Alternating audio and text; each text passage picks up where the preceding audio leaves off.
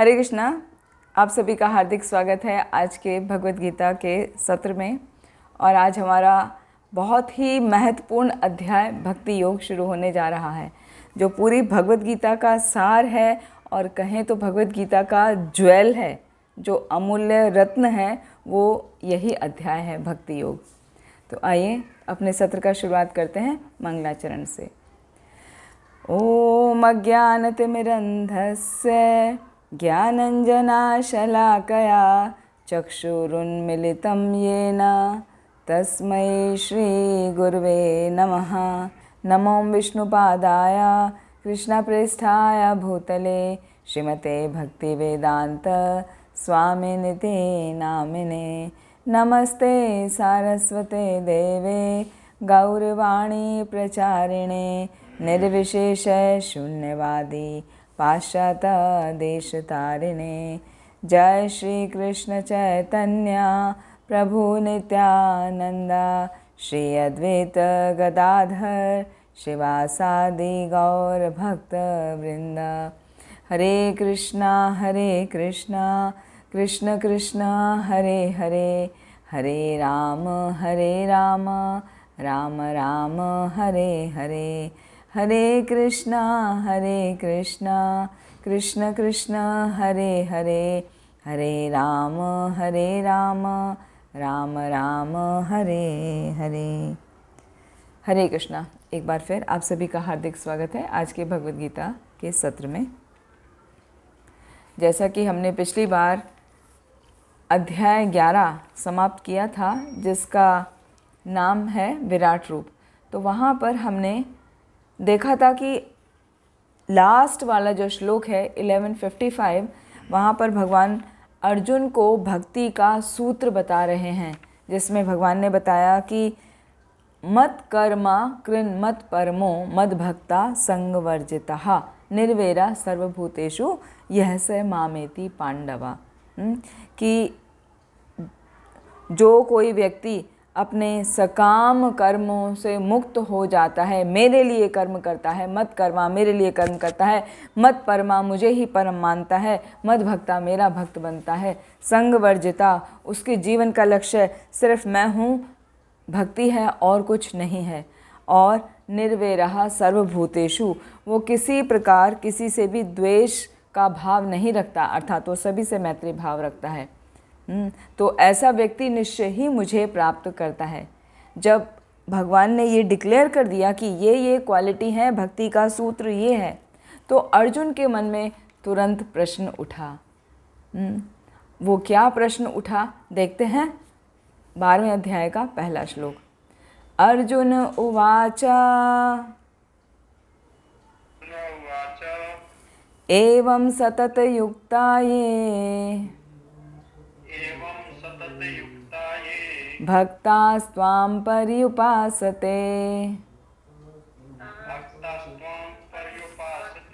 ये चाप्य अक्षरम अव्यक्तम तेषां के योगवित्तमः।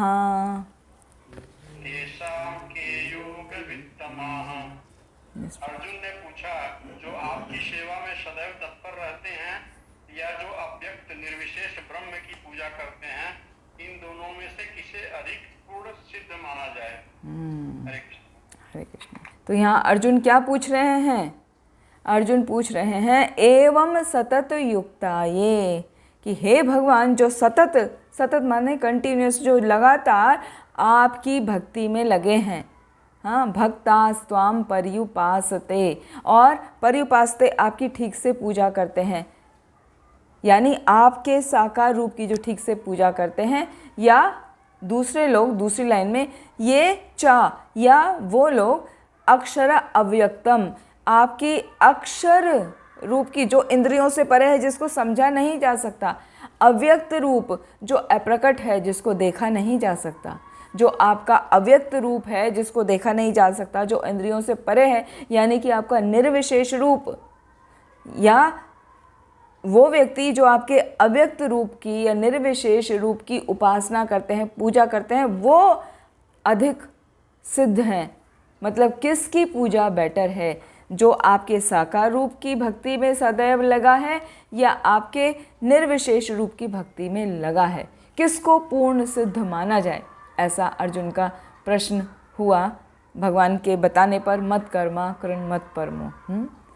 तो यहाँ पर जैसे ही अर्जुन ने पूछा तो अर्जुन ने 2 श्रेणी में विभक्त कर दिया भक्तों को, कि अध्यात्मवादियों की 2 श्रेणियाँ होती हैं। एक तो जो सगुणवादी होते हैं या साकार रूप मानते हैं भगवान का, या पर्सनलिस्ट कहलाते हैं, और दूसरे वो जो भगवान के निराकार रूप की उपासना करते हैं, निर्गुणवादी कहलाते हैं या इम्पर्सनलिस्ट कहलाते हैं।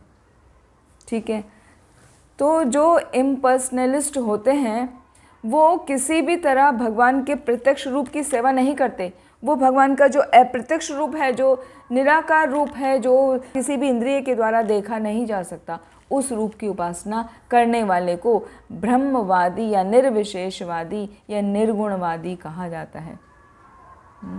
लेकिन दूसरा जो कैटेगरी है वो है सगुणवादी भक्त की, जो भगवान के द्विभुज रूप, जिसकी चर्चा हम 11वें अध्याय में बार बार करते रहे हैं, तो वो जो भगवान का द्विभुज रूप है उसको परमेश्वर मान के उसकी सेवा करता है, वो कहलाता है सगुणवादी भक्त।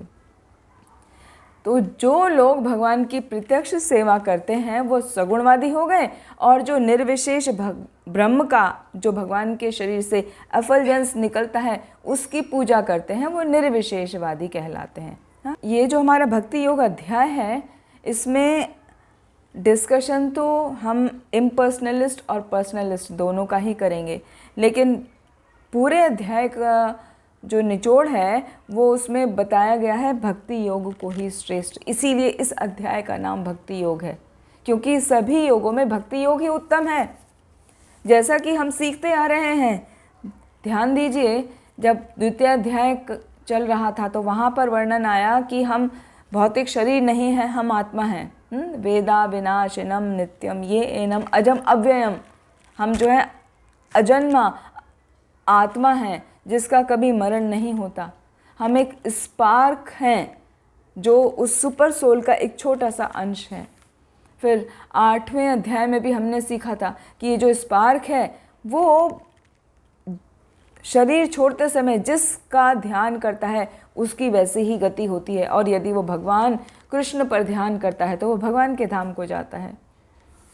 7वें अध्याय में परम पूर्ण का हम सभी अंश हैं, तो परम पूर्ण पर ही ध्यान लगाना चाहिए, ऐसा बताया गया था। बीजम माम सर्वभूतानाम। फिर 6ठे अध्याय में भी हमने देखा था कि जो योगियों में सर्वश्रेष्ठ है वो महात्मा कहलाता है। वो अपने अंतःकरण में, अपने मन में सदैव भगवान श्री कृष्ण का ही चिंतन करता है। योगी नाम अपि सर्वेषां मद्गतेन अंतरात्मना श्रद्धावान भजते यो माम सा मे युक्त तमो मतः। तो इस प्रकार विभिन्न विभिन्न अध्यायों में हमने एक ही बात बार बार पढ़ी है कि कृष्ण ही परम है, कृष्ण पर ही ध्यान लगाना चाहिए, कृष्ण ही हमारे जीवन का उद्देश्य है।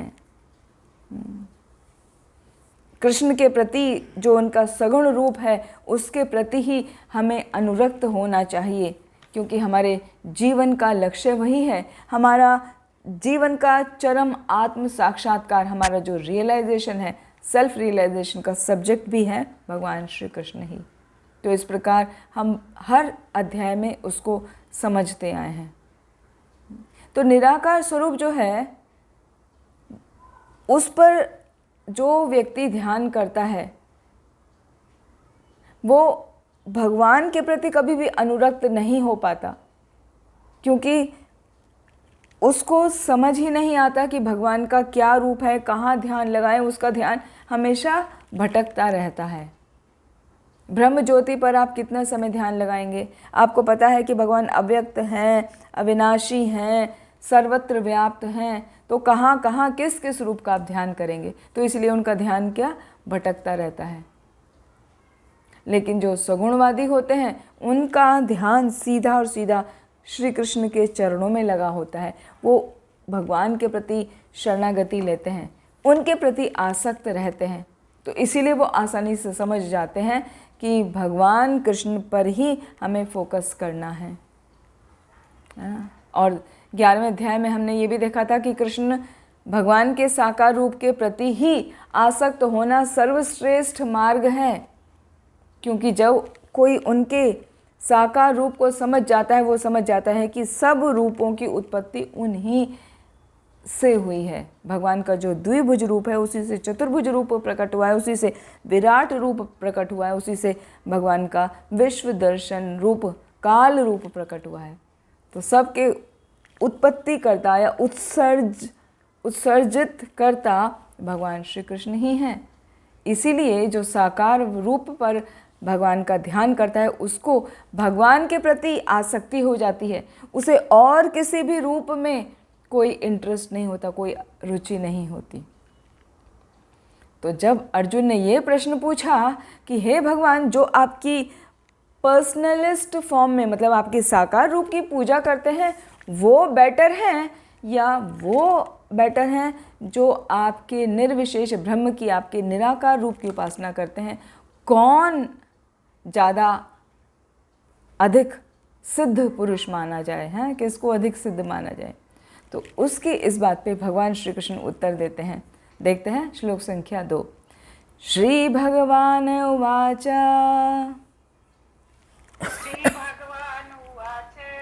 मय्यावेश्य मनो ये माम् नित्ययुक्ता उपासते श्रद्धया परयोपेतः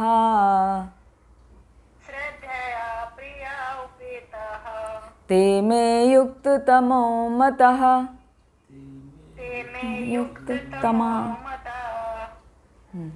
श्री भगवान ने कहा, जो लोग अपने मन को मेरे साकार रूप में एकाग्र करते हैं और अत्यंत श्रद्धा पूर्वक मेरी पूजा करने में सदैव लगे रहते हैं, वे मेरे द्वारा प्रसिद्ध माने जाते हैं। थैंक यू माता जी। हरे कृष्ण, हरे कृष्ण। तो ये जो हम अभी श्लोक संख्या 2 से 7 तक वाला सेक्शन पढ़ेंगे उसमें साकारवादी और निराकारवादी का ही डिफरेंस, अंतर क्या है वो हम डिटेल में समझेंगे, और साथ में उसी में बताया जाएगा कृष्ण भक्ति ही सर्वोपरि है। तो ये जो श्लोक संख्या 2 हमने पढ़ा है, मय्यावेश्य मनो ये माम नित्य युक्ता उपासते श्रद्धया परयोपेतास ते में युक्त तमा मतः। इसमें सगुणवादी तरीके पर ध्यान दिया गया है, सगुणवादी तरीके पर बल दिया गया है।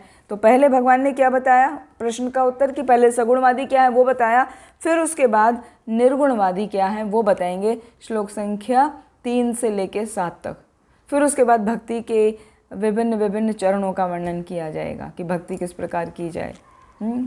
तो इस वाले श्लोक में शुद्ध भक्ति के क्या लक्षण हैं या शुद्ध भक्त की क्या क्रियाएं होती हैं उनको बताया गया है। भगवान ने सबसे पहले सगुणवादी का वर्णन किया अर्जुन से कि पहले तुम ये समझो सगुणवादी होते क्या हैं। आइए देखते हैं। मय्यावेश्य, जो मनो, मय्यावेश्य मनो ये माम, जो मुझ में अपने मन को आवेश कर दे, आवेश कर दे मतलब स्थिर कर दे, लगा दे, ऐसा वाला लगा दे जो कहीं और ना लगे। जैसे हम टॉर्च में सेल लगाते हैं ना, तो टॉर्च में सेल लगाने को, इनपुट करने को आवेशित करना बोलते हैं।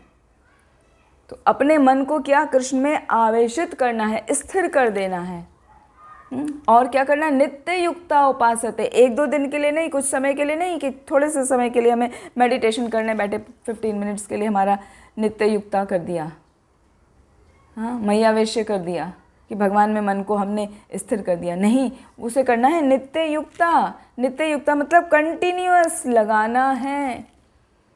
उपासते, लगा के क्या करना है, भगवान की पूजा करना है।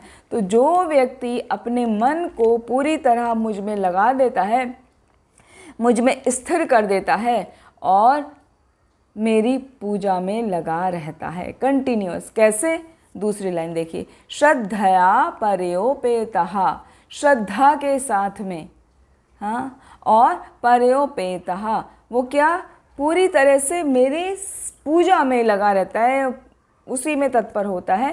ते में युक्त तमा मतः, वो उन सब लोगों में परम सिद्ध कहा जाता है।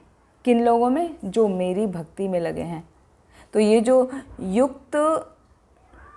युक्त तमा शब्द आया है ना दूसरी लाइन में, देखिए, युक्त तमा मतः।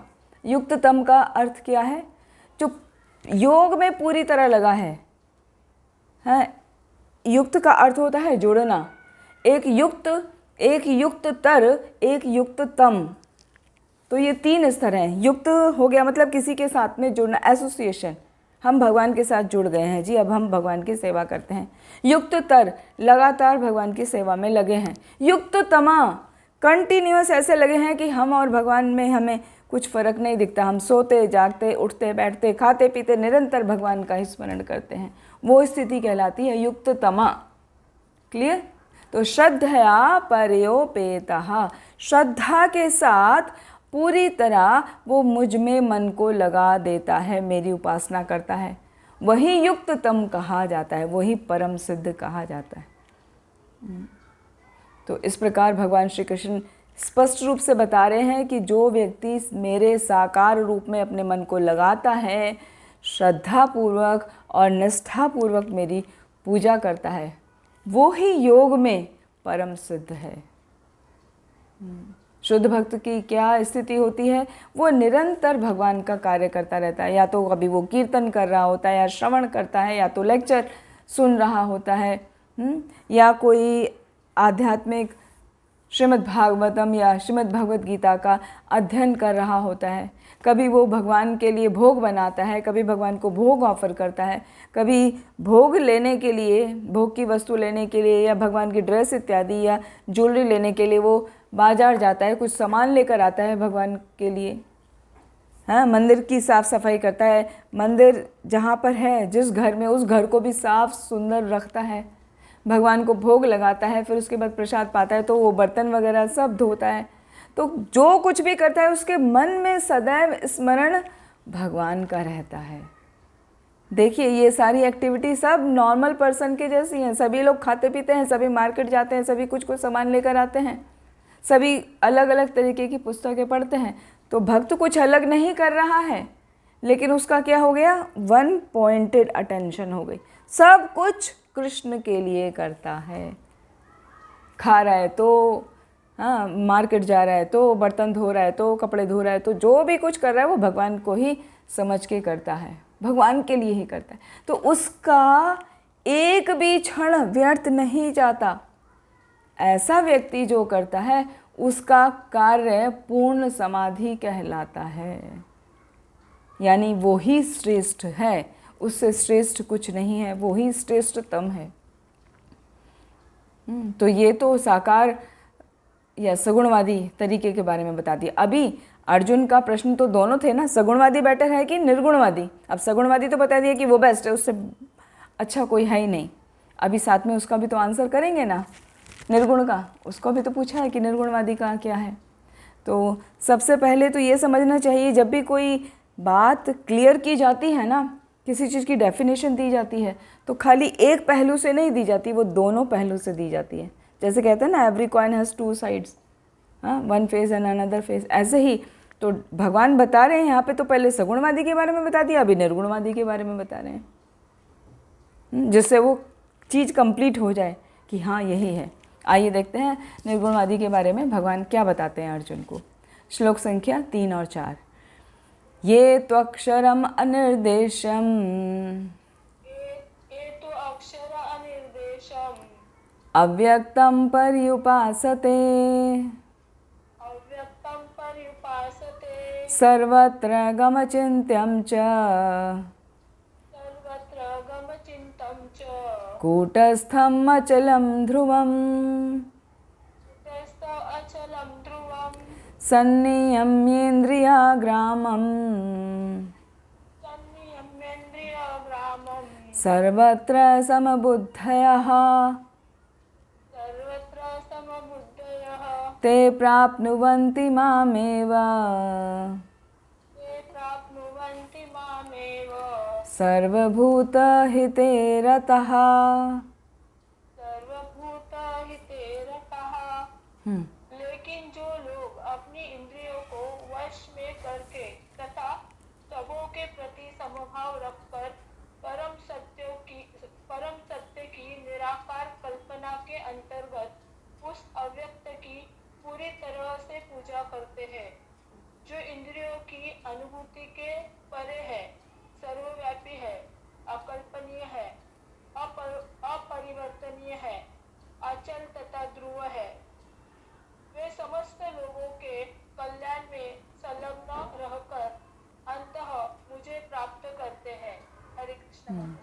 हरे कृष्णा, वेरी नाइस।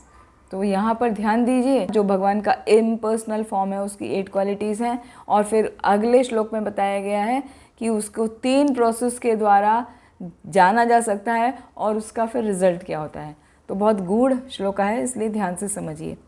ये त्वक्षरम अनिर्देश्यम, हाँ, ये त्वक्षरम जो इम्पर्सनलिस्ट फॉर्म है भगवान का, वो कैसा है? अक्षरम, तू, लेकिन करके बता रहे, तू माने लेकिन ये वाला कैसा है? अक्षरम है। अक्षरम मतलब इंद्रियों के द्वारा उसको नहीं जाना जा सकता। फिर अनिर्देश्यम, अनिर्देश्यम मतलब वो अनिश्चित है, उसकी कोई डेफिनिटी नहीं है, हाँ, इनडेफिनाइट है। फिर अव्यक्तम, वो अव्यक्त है, वो प्रकट रूप में नहीं होता, वो अप्रकट रहता है, भगवान का जो इम्पर्सनल फॉर्म है। सर्वत्र, वो सब जगह व्याप्त है, भगवान तो सब जगह व्याप्त है। अचिंत्य, वो इनकंसीवेबल पोटेंसी है, जिसके बारे में हम सोच भी नहीं सकते, हम कल्पना भी नहीं कर सकते, वो अकल्पनीय है। कूटस्थम, कूटस्थ मतलब वो अनचेंजेबल है, अपरिवर्तित है, वो जैसा है वैसे ही रहता है। जैसे भगवान कभी द्विभुज कभी चतुर्भुज रूप में परिवर्तित होता है, मगर ये ब्रह्मन रूप जो है वो अपरिवर्तनीय है। फिर अचलम, अचलम मतलब वो स्थिर है, वो एक दूसरे में बदलता नहीं। और ध्रुवम, वो निश्चित है। तो इस प्रकार से ये 8 क्वालिटीज़ बताई हैं भगवान के इम्पर्सनल फॉर्म की। क्या क्या, वापस से देखते हैं। अक्षर, अक्षर मतलब अनमैनिफेस्ट है। दूसरा अनिर्देश, अनिर्देश मतलब हमारे जो इंद्रियां हैं उनके पहुंच से परे है। अव्यक्त है, इंडेफिनिट। फिर सर्वत्र है, सभी जगह होता है। अचिंत्य है, अकल्पनीय।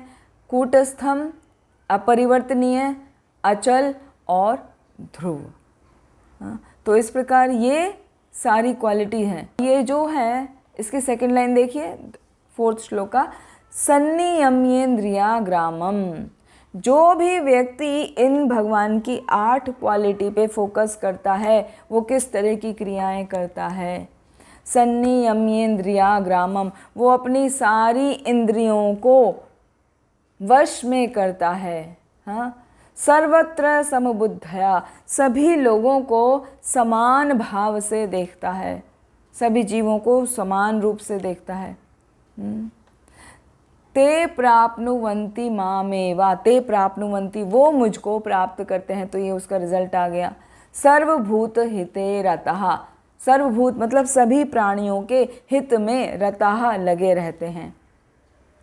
जो भगवान के इम्पर्सनल फॉर्म पर या निर्विशेष फॉर्म पर, निराकार रूप पर जो ध्यान करते हैं, वो क्या करते हैं? वो सभी अपनी इंद्रियों को कंट्रोल में रखते हैं, ठीक है, और सबके प्रति वो समभाव रहते हैं।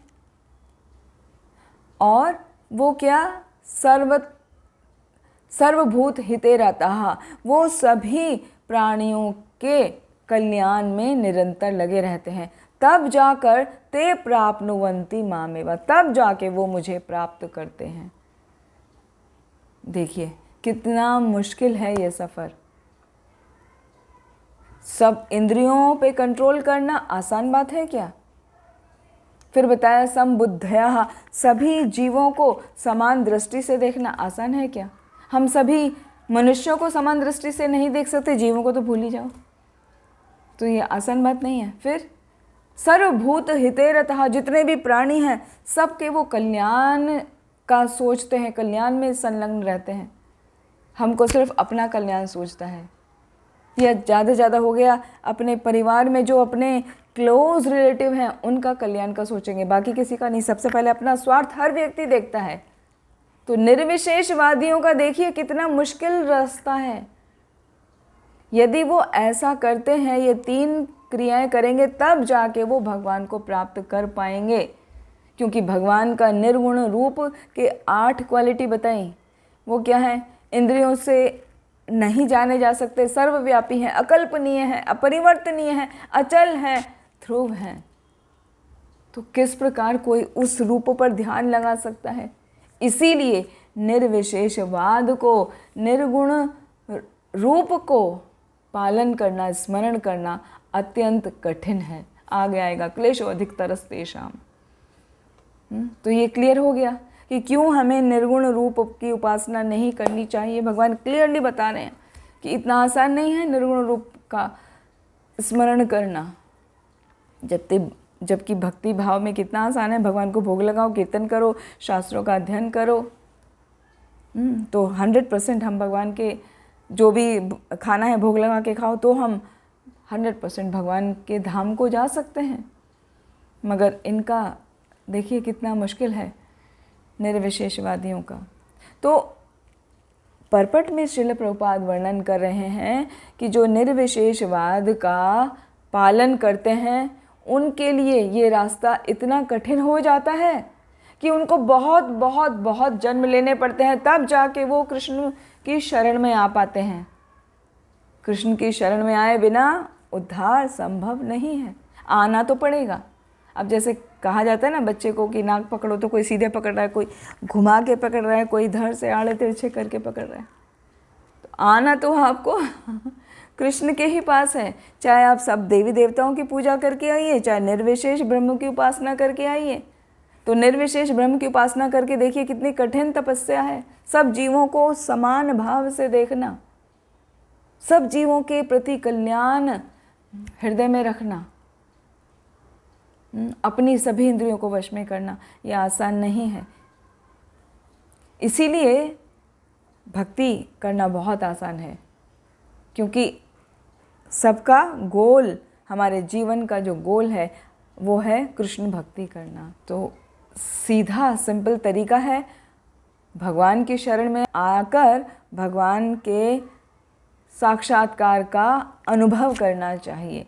और जब वो अनुभव प्रगाढ़ हो जाता है, हम भगवान के साक्षात्कार को कर लेते हैं, तो हम भगवान के धाम को जाने के योग्य हो जाते हैं। जैसा कि लास्ट पैराग्राफ में देखिए, यहाँ कहा गया है कि भगवान का, परमात्मा का दर्शन करने के लिए हमें देखना भी होता है, सुनना भी होता है, स्वाद लेना, कार्य करना, वो सब करना है। लेकिन यदि कोई निर्गुणवादी है तो उसे सारी क्रियाओं को बंद करना पड़ेगा। इंद्रिय कार्यों को बंद करने को बताया ना, तभी तो वो जान पाएगा कि परमात्मा सर्वत्र विद्यमान है। और जब उसको ऐसा लगेगा तभी वो ईर्ष्या इत्यादि से बचेगा। फिर उसको पशु में और पक्षी में और कीड़े में और मनुष्य में कोई अंतर नहीं दिखेगा। तब वो आत्मा का दर्शन करेगा, बाहर के शरीर का नहीं। तो ऐसा करना किसी सामान्य व्यक्ति के लिए आसान बात नहीं है, ये तो बहुत कठिन है।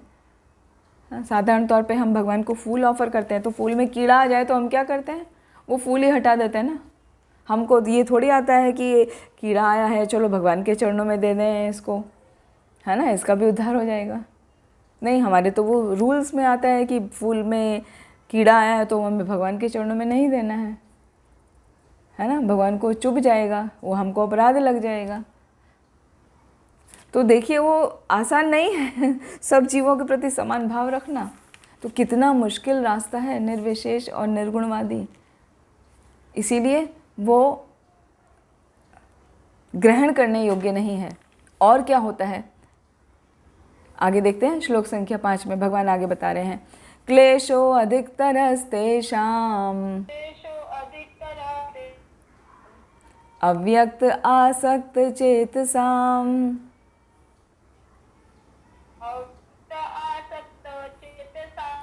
अव्यक्ता हि गतिर्दुःखम्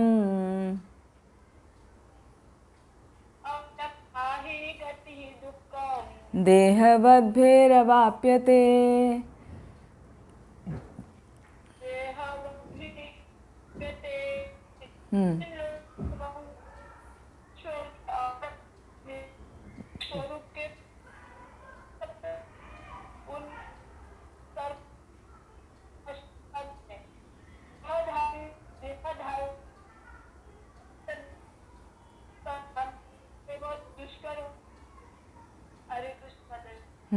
हरे कृष्णा। आपका इंटरनेट इशू है ठीक है, कोई बात नहीं। तो यहाँ देखिए क्या बता रहे हैं भगवान, क्लेशो अधिक तरस तेषाम, उसी को आगे फर्दर बता रहे हैं कि जो निर्गुण रूप का ध्यान करते हैं उनके लिए क्या होता है, बहुत ही ज़्यादा कष्टप्रद होता है, ये क्लेश उत्पन्न करने वाली होती है ये स्थिति। हाँ, अत्यधिक क्लेश उत्पन्न करने वाली होती है। क्लेशो अधिक तरस तेषाम अव्यक्त आसक्त चेतसाम, जो मेरे अव्यक्त रूप पर आसक्त रहते हैं उनके लिए बहुत ही क्लेश होता है, बहुत ही कष्ट होता है उनको। अव्यक्ता ही गतिर दुखम, क्योंकि ये जो अव्यक्त रूप है उस पर आसानी से ध्यान नहीं लगाया जा सकता, इसलिए वो कष्टप्रद है।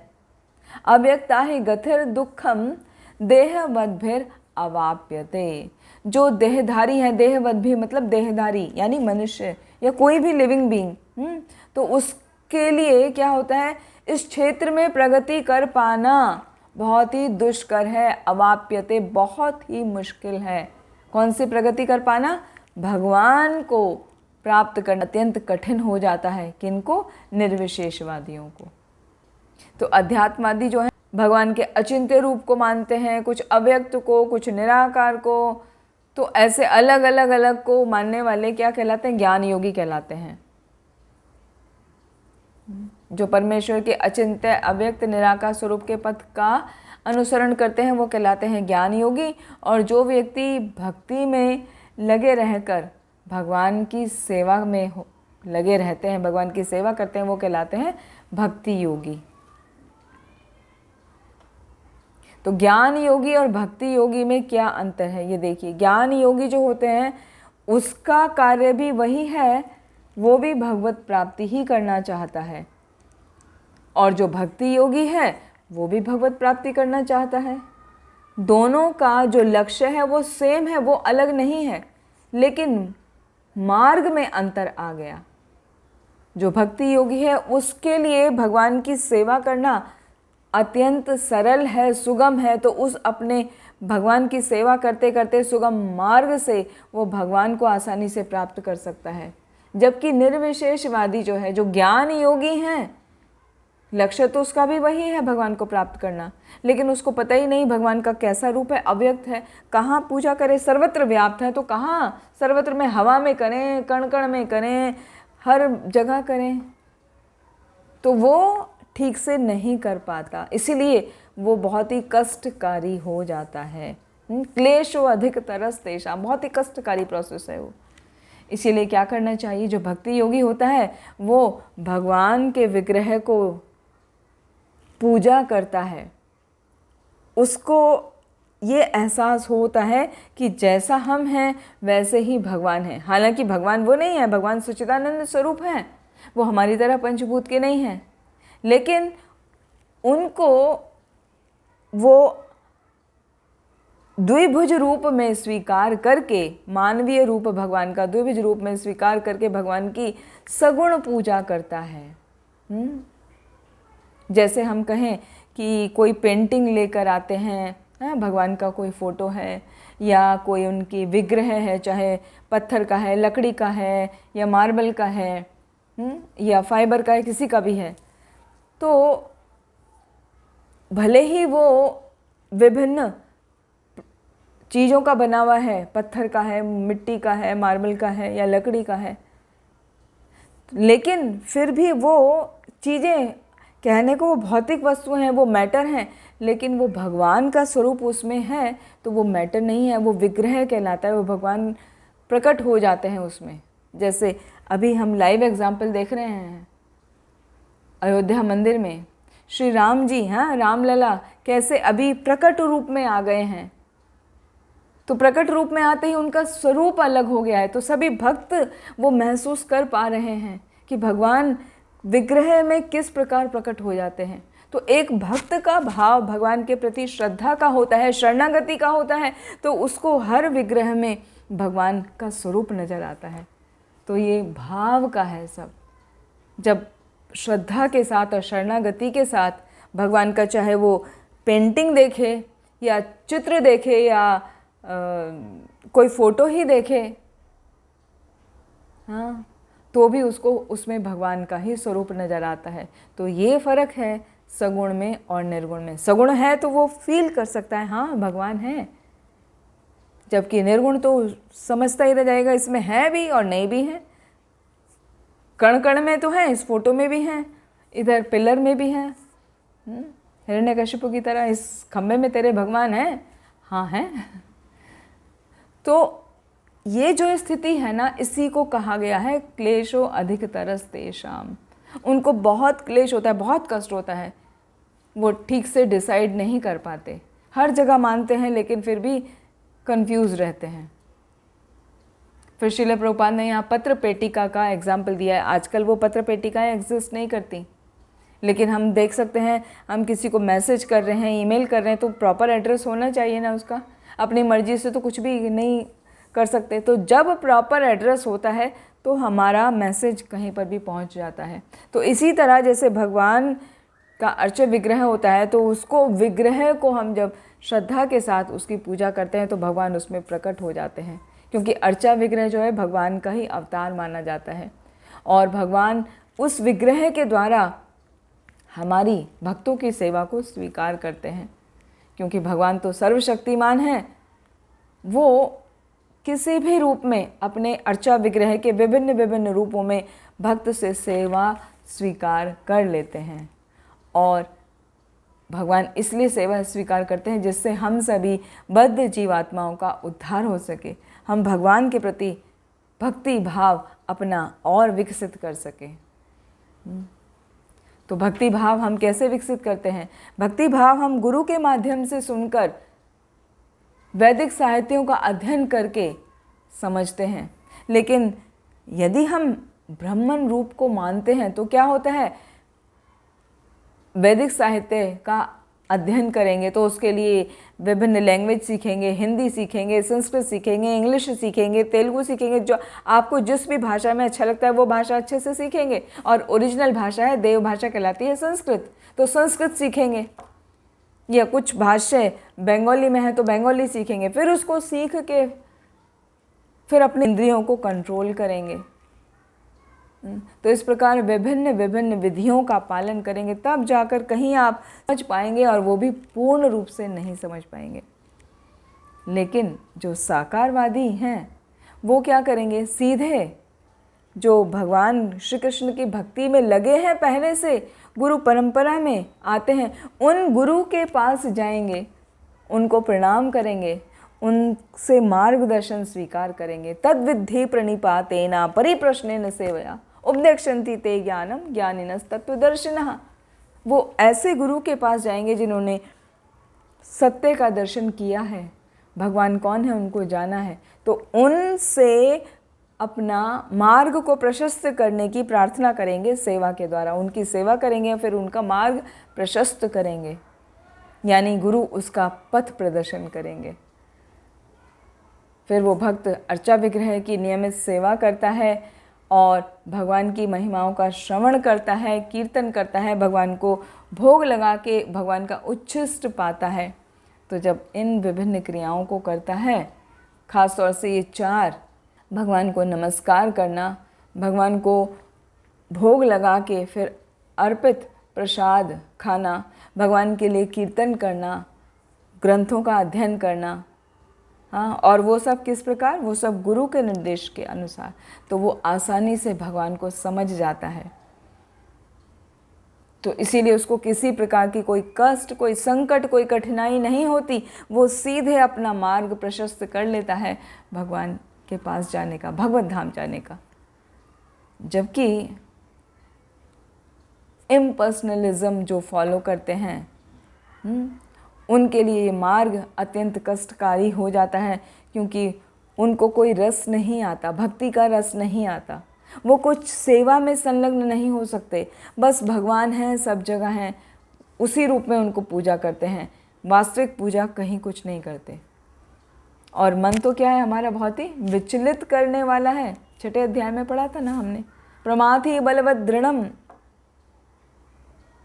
बहुत ही बलपूर्वक हमारा मन हमें खींच के ले जाता है इंद्रिय तृप्ति की चीज़ों में।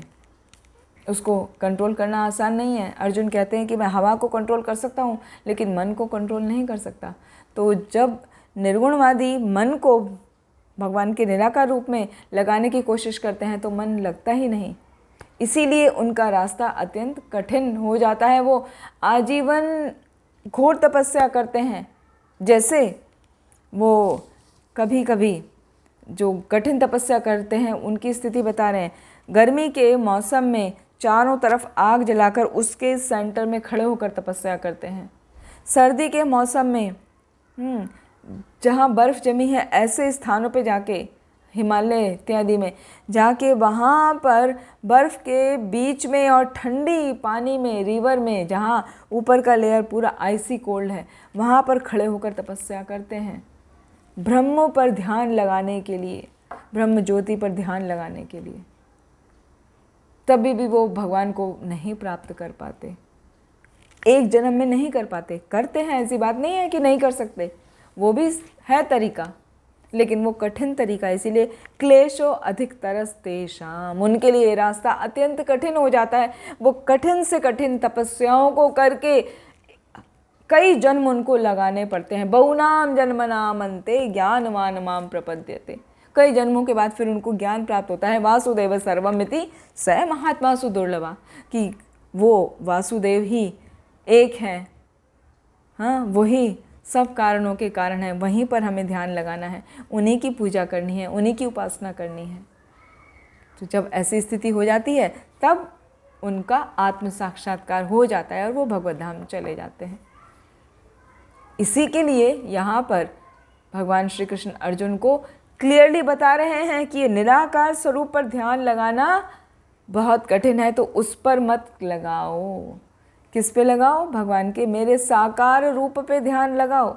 मैया वैश्य मनो ये माम नित्य युक्ता उपासते, नित्य युक्त रहना है, मेरी नित्य पूजा करनी, अपने मन को मुझ में लगाना है। कैसे? श्रद्धा के साथ और पूरी निष्ठा के साथ। तो जब ऐसा दीर्घ काल तक एक भक्त भगवान पर ध्यान लगाता है, भगवान की सेवा में लगा रहता है, तो उसका अभ्यास ऐसा हो जाता है कि वो भगवान का स्मरण करे बिना, भगवान की सेवा करे बिना रह नहीं पाता। ऐसी स्थिति कहलाती है निष्ठा। और जब निष्ठा वाली स्थिति पर भक्त पहुंच जाता है तो उसके लिए कृष्ण चेतना विकसित करना बहुत आसान हो जाता है, और यही सर्वश्रेष्ठ मार्ग है। तो कहने का अर्थ ये है कि भक्ति का मार्ग ही श्रेष्ठ है, और विभिन्न ज्ञान योग की विभिन्न विधियां, अष्टांग योग इत्यादि का पालन करना बहुत कठिन है। हालांकि उस डेस्टिनेशन सेम है, लेकिन एक बहुत कठिन रास्ता है, कांटों से भरा है, आप जाएंगे तो लहूलुहान हो जाएंगे, और एक रास्ता है एकदम साफ सुथरा। भले ही वो देखने में लंबा लगता है, लेकिन वो साफ सुथरा है। भगवान के प्रति हमें श्रद्धा विकसित करके भगवान की भक्ति करना है। फिर और इसको क्लियर करने के लिए भगवान ने सगुणवादी का थोड़ा सा ही बताया था ना 2 श्लोक में, और 3 और 4 श्लोक में निर्गुणवादी का बताया। अभी वापस से सगुणवादी को और क्लियर कर रहे हैं भगवान। श्लोक संख्या 6 और 7 में देखते हैं। ये तु सर्वाणि कर्माणि मयि सन्न्यस्य मत्परः अनन्यनेव योगेन मां ध्यायन्तु उपासते तेषा अहं समुद्धर्ता मृत्यु संसार सागरात् भवामि नाचिरात् पार्थ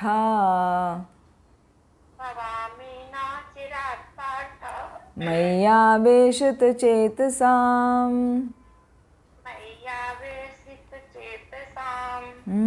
जो अपने सारे कार्यों को मुझ में अर्पित करके तथा अविचल भाव से मेरी भक्ति करते हुए मेरी पूजा करते हैं और अपने चित्तों को मुझ पर स्थिर करके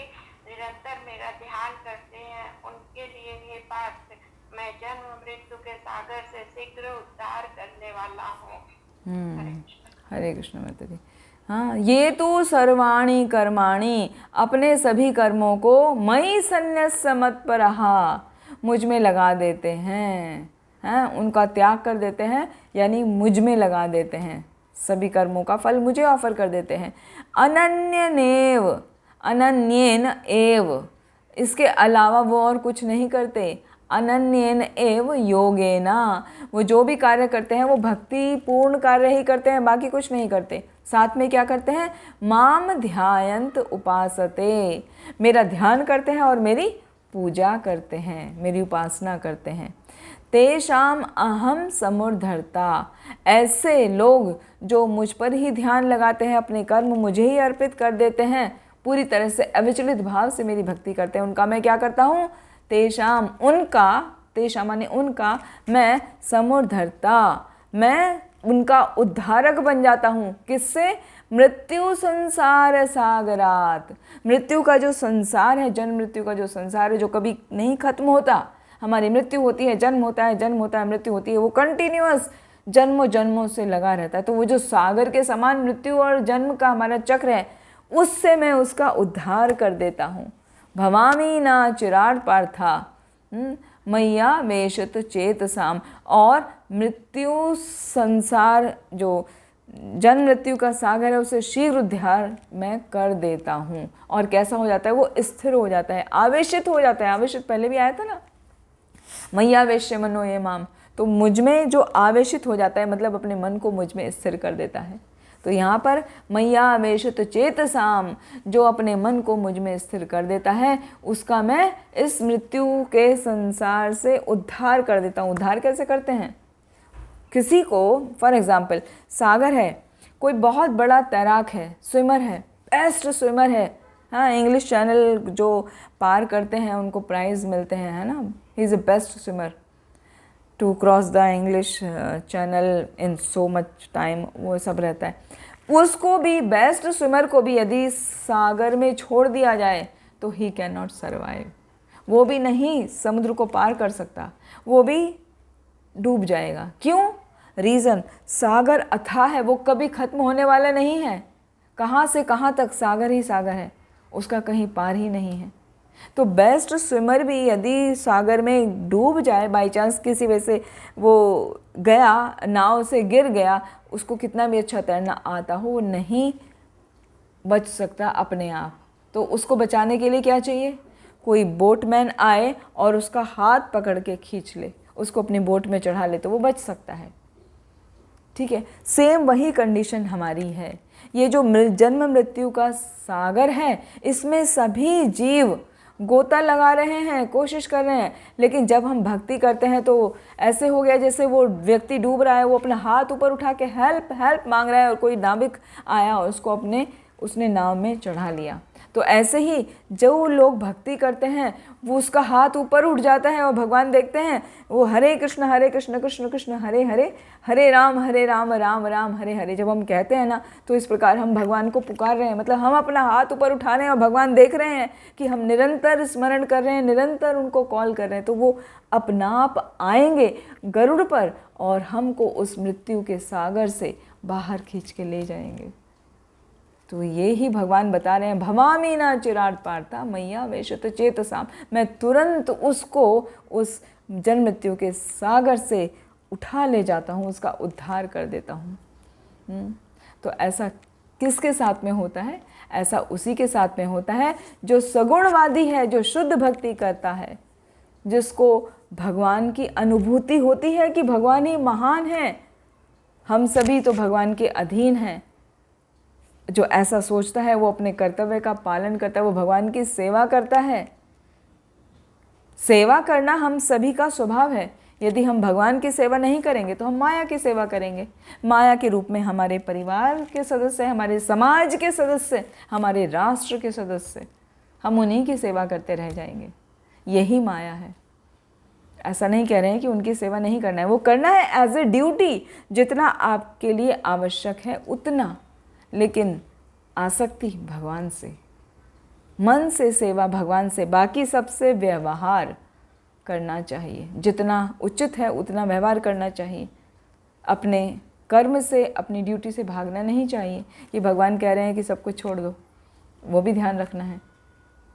क्योंकि वर्णाश्रम धर्म का पालन करते करते करते करते भी हमारा उद्धार हो जाता है, और यदि हम उससे भागते हैं, अपने ड्यूटी को छोड़ देते हैं, तो हमको कर्म का फल लगता है अपने कर्म से भागने का।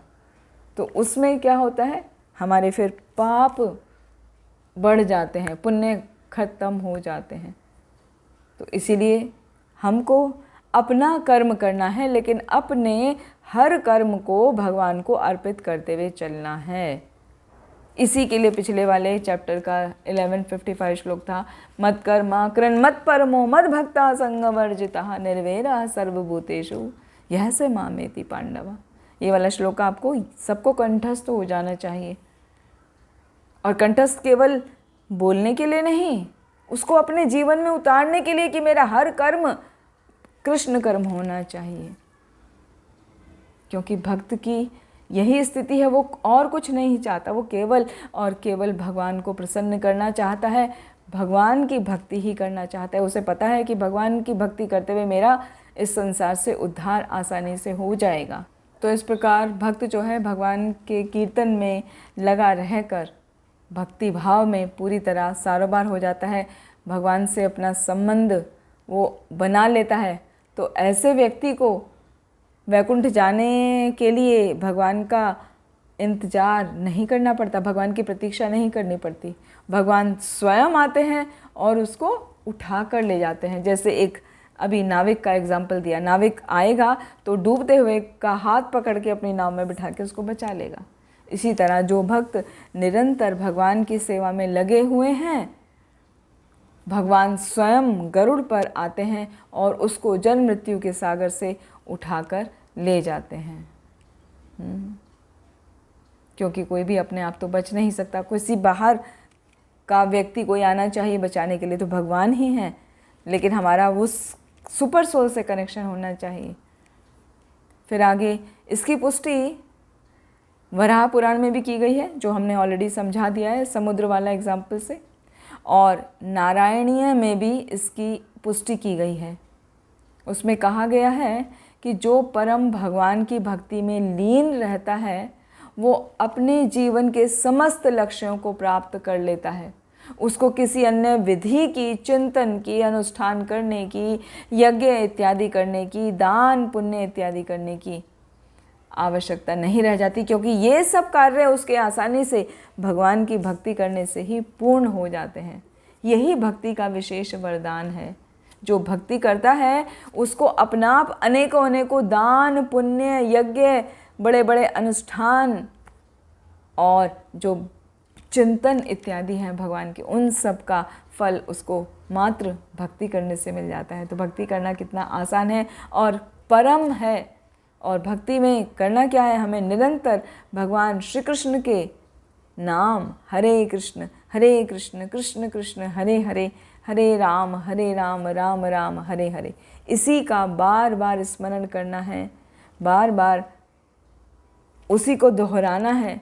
तो हमारा जीवन इस प्रकार सफल हो जाता है और हम भगवान के धाम को आसानी से चले जाते हैं। यहाँ तक कि हम देखते हैं भगवत गीता के 18वें अध्याय के 66 श्लोक में भी भगवान ने यही आदेश दिया है, सर्वधर्मान परित्यज्य मामेकं शरणं व्रज अहम त्वाम सर्व पापेभ्यो मोक्षयिष्यामि मा शुचः। कि हे अर्जुन तुम डरो मत, मैं तुम्हारे सभी पापों का नाश कर दूंगा। तुम्हें करना क्या है, सर्वधर्मान परित्यज्य, सारे धर्मों का त्याग कर दो, सारे विभिन्न विधियों का त्याग कर दो। ये जो तुम अनुष्ठान, ये जो यज्ञ, ये जो तपस्या इत्यादि कर रहे हो, दान पुण्य इत्यादि कर रहे हो, इसकी आवश्यकता नहीं है।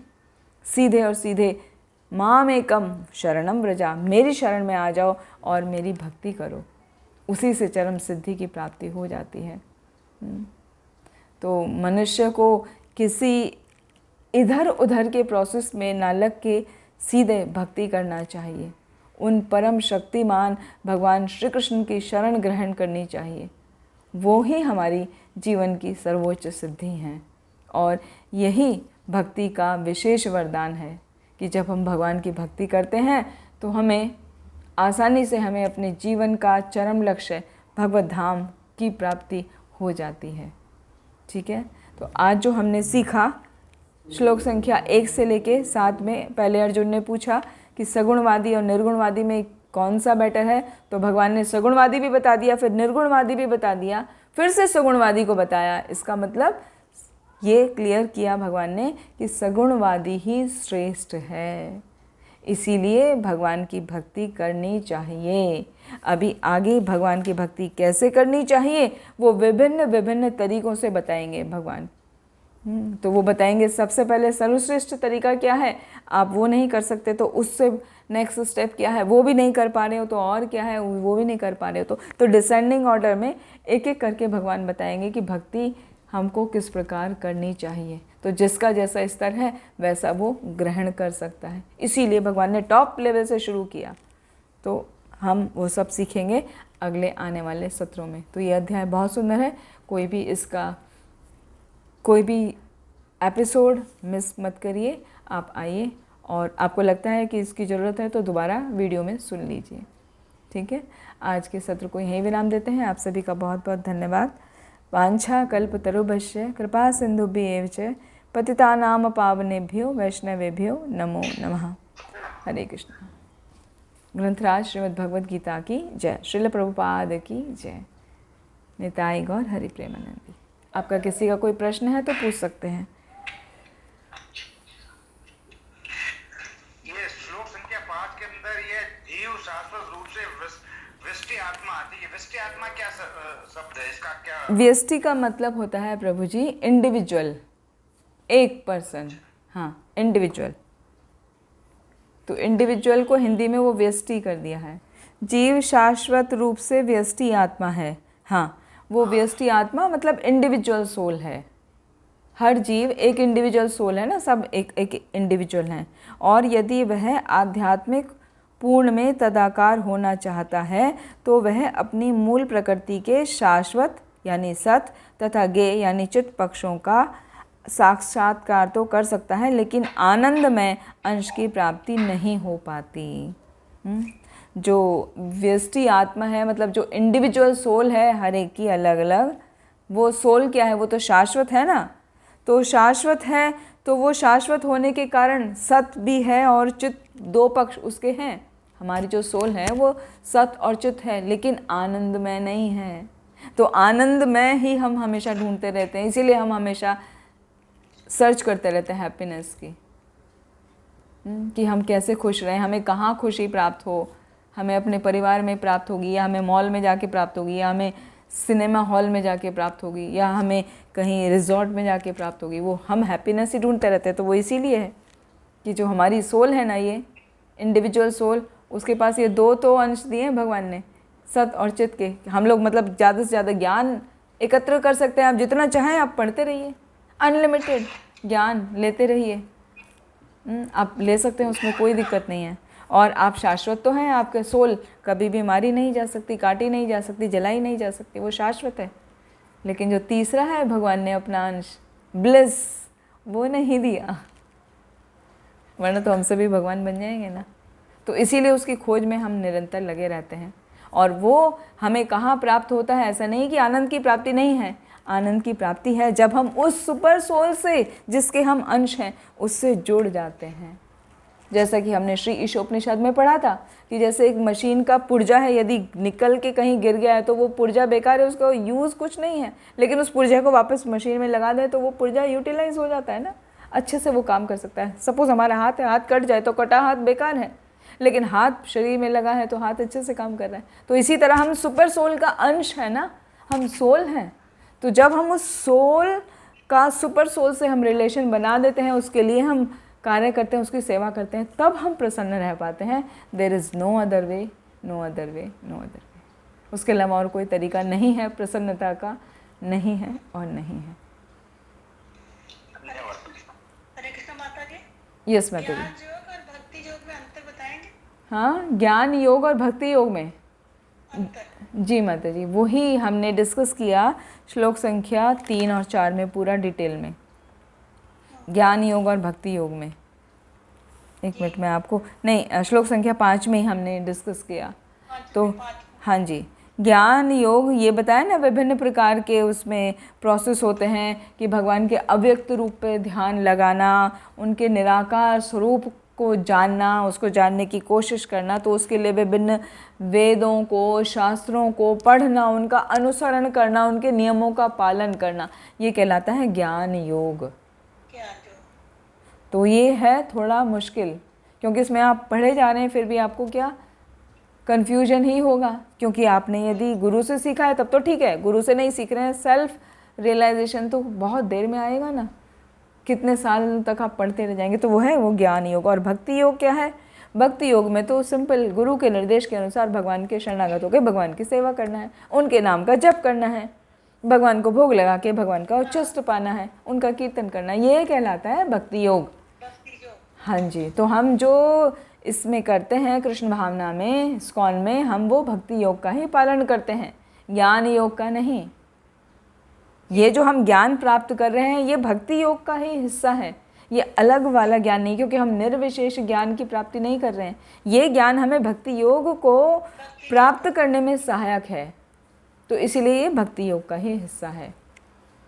ठीक है, ये ज्ञान योग में नहीं आएगा। थैंक यू माता। You welcome. हरे कृष्णा।